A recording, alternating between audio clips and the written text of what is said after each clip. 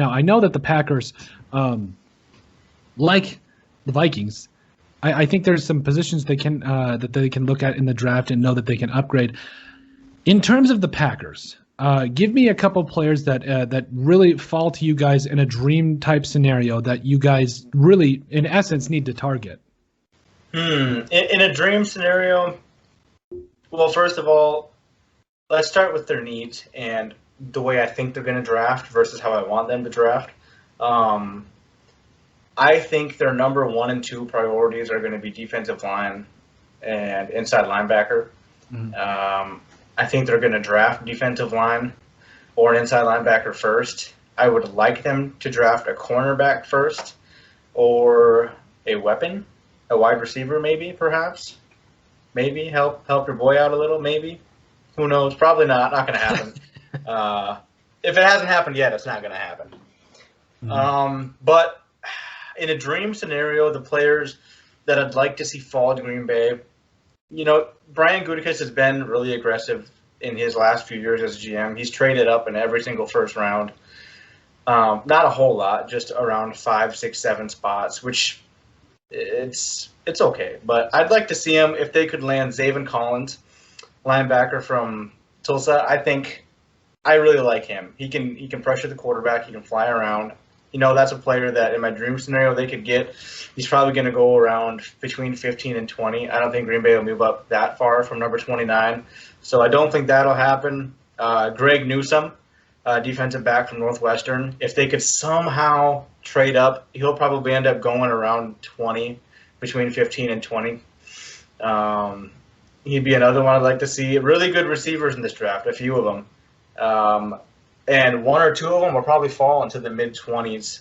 What's his name? Hold on, I'm looking. Kadarius Toney from Florida.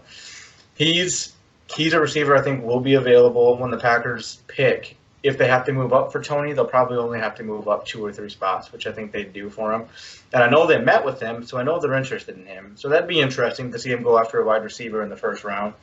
But dream scenario would be one of those linebackers. A linebacker I'm still pretty high on, that's not even talked about as a first rounder anymore, is the guy I mentioned, Jeremiah Owusu. Joke, yeah.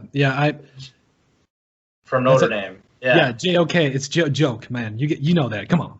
Yeah, he's projected, at least by CBS here, to go like mid-second round, which is surprising to me because I've watched the film.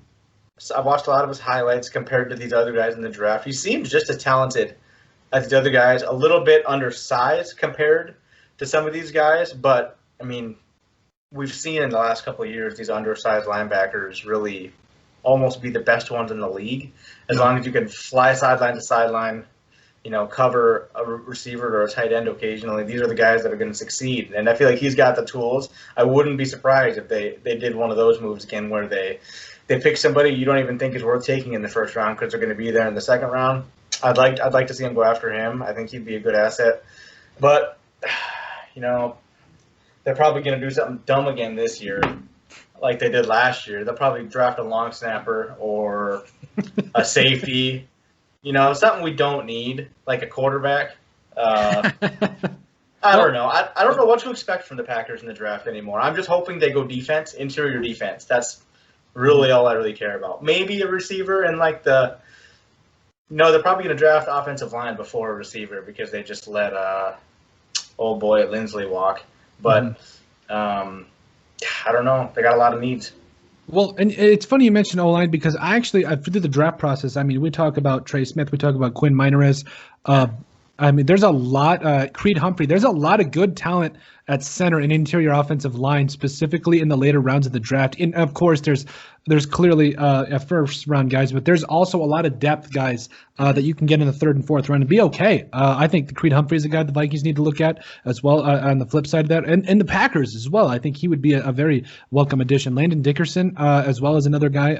I think there's a lot of players in this interior offensive lineman where you almost can't go wrong in terms of when you get out of that 3rd and 4th round, get in more into the 4th round, and out of the 1st and 2nd. So I think there's a lot of value players here that could surprise a lot of people.